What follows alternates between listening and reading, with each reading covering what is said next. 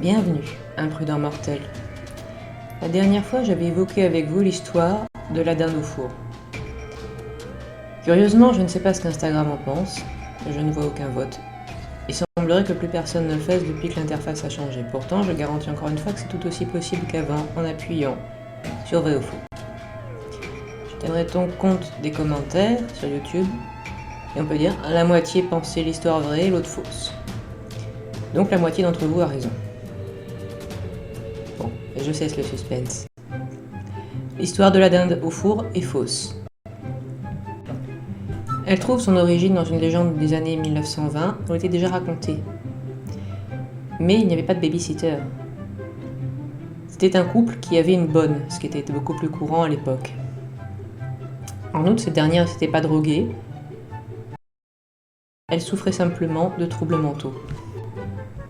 Il n'y avait aucune morale, vraiment, autre que le fait que l'on peut redouter de devoir parfois confier ce à quoi on tient le plus, comme ses enfants, à un étranger.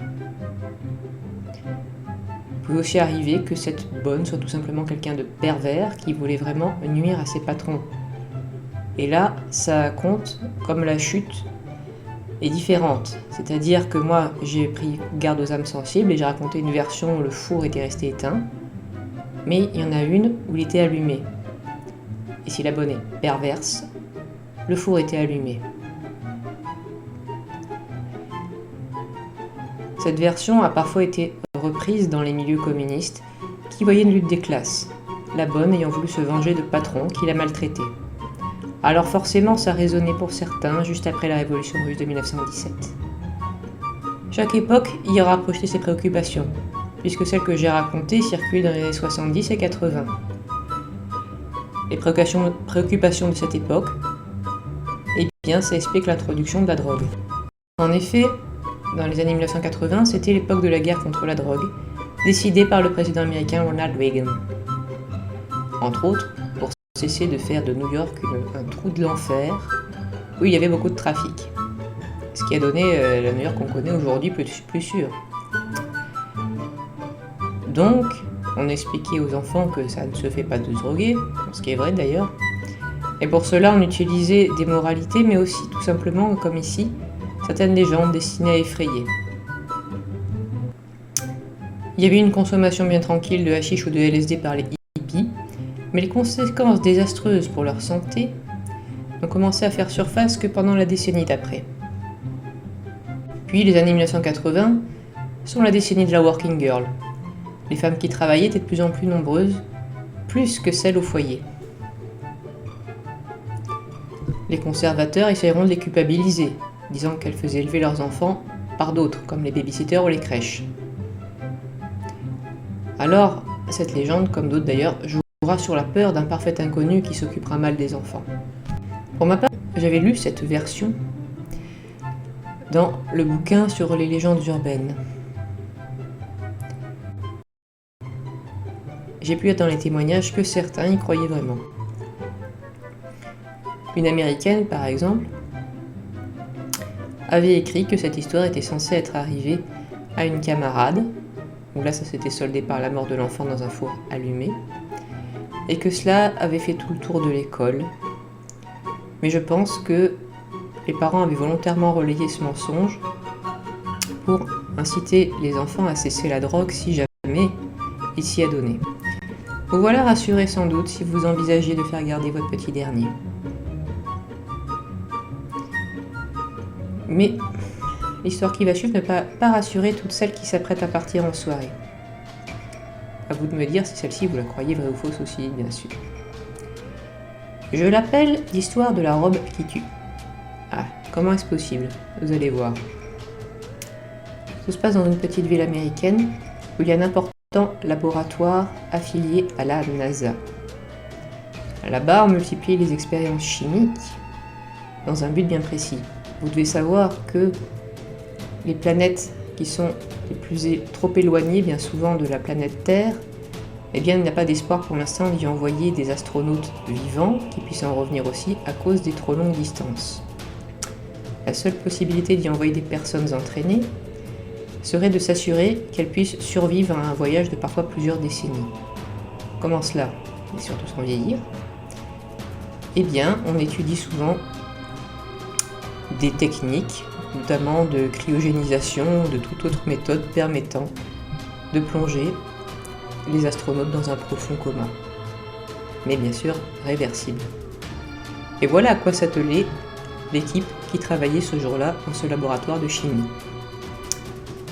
Parmi eux, une jeune scientifique, très douée, qui était certaine que sa formule était presque au point. Il s'agissait d'un liquide qui, par simple contact, pouvait quasiment suspendre instantanément tous les signes vitaux de la personne qui était mise en contact avec. Donc. Mais son produit, pensait-elle, avait été jusqu'ici trop actif. Il avait tué les animaux de laboratoire sur lesquels on les avait testés. Mais là, sa formule était un peu moins costaud. Donc, comme on dit, elle approchait du but, ce jour-là. Mais le jour était quand même un peu mal choisi. Le soir, cette chimiste était censée se trouver à la bar mitzvah de son jeune frère. Donc, elle avait déjà enfilé sa robe du soir parce qu'il se faisait tard. Mais son liquide était en train de refroidir progressivement. Il était presque fin prêt à être testé. Impatiente de voir ce que ça faisait, mauvaise idée, vous verrez, elle avait renfilé sa blouse, mais sans la boutonner. Puis, ses collègues l'appelant pour lui montrer, elle était vite venue voir l'éprouvette où le liquide avait refroidi et l'avait attrapé brusquement pour regarder son contenu. Encore une fois, mauvaise idée, ne rien faire dans la précipitation, car le liquide lui échappa et aspergeait généreusement l'avant de sa robe. Aussitôt, la pauvre femme s'est effondrée. Ses collègues, horrifiés, ont tout essayé. Massage cardiaque, bouche à bouche, appeler les secours, mais rien à faire. Elle ne donnait plus aucun signe de vie. En fait, tous ses signes vitaux étaient arrêtés. Il savait bien sûr que c'était là le principe de sa formule,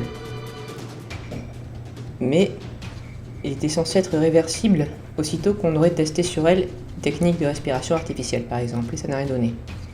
Désolé, les collègues en vinrent à la conclusion que malgré ces avancées prometteuses, le fameux produit était encore bien trop fort et actif. Il y avait une fois de plus tué le cobaye involontaire, c'est-à-dire l'inventrice elle-même.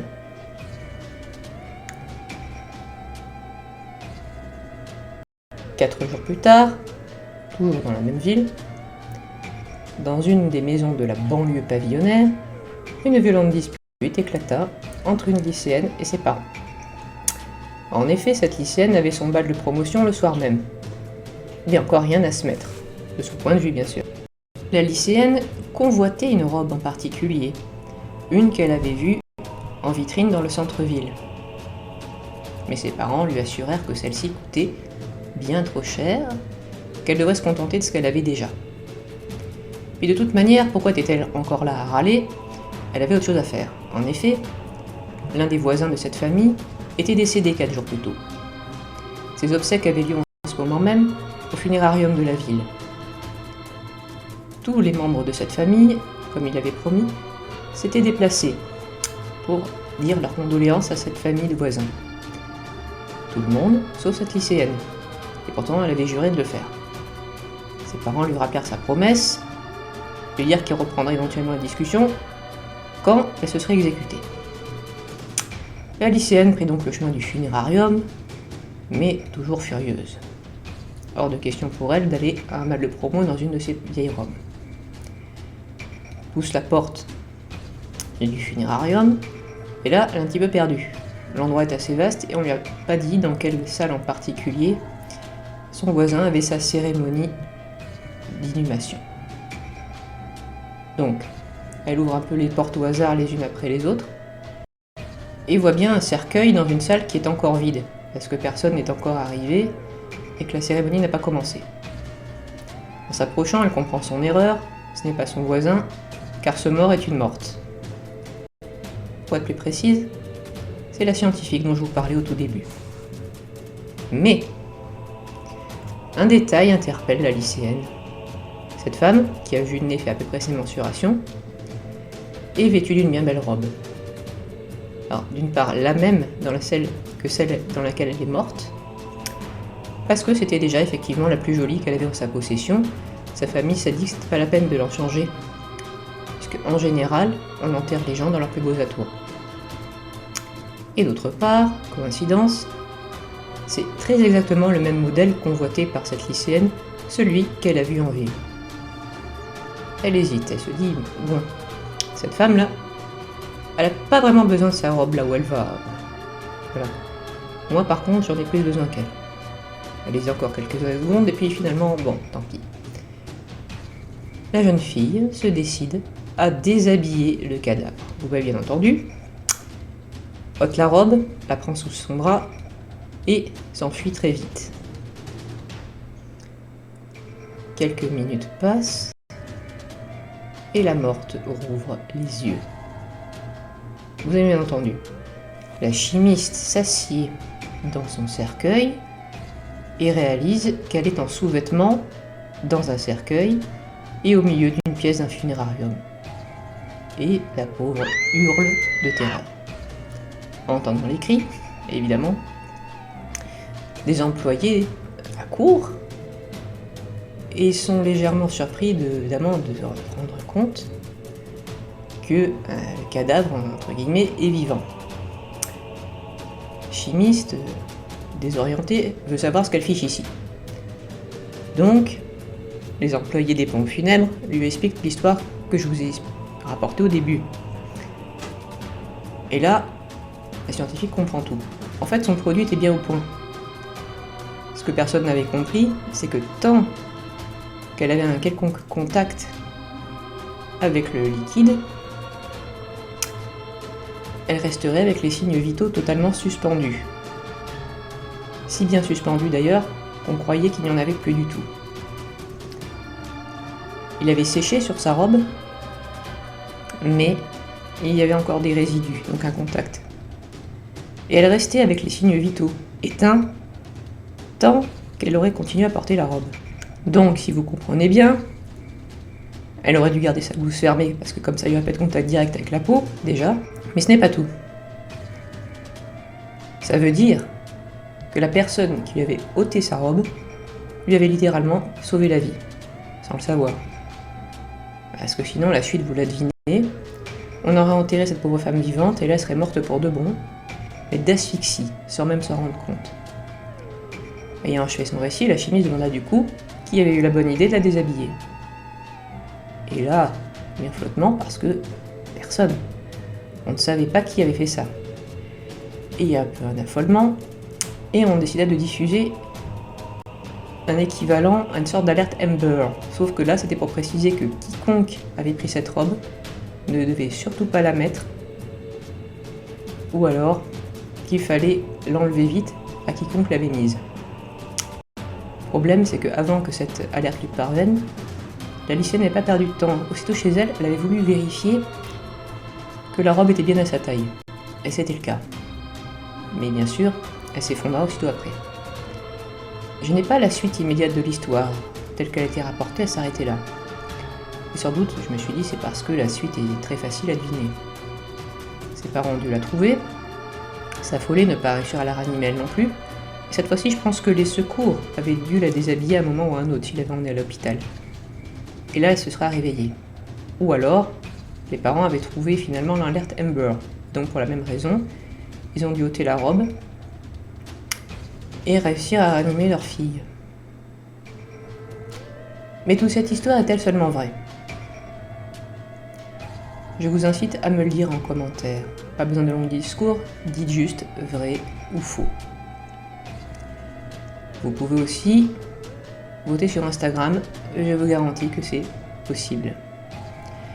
Et j'espère que cette histoire vous aura intéressé et vous donne rendez-vous la semaine prochaine.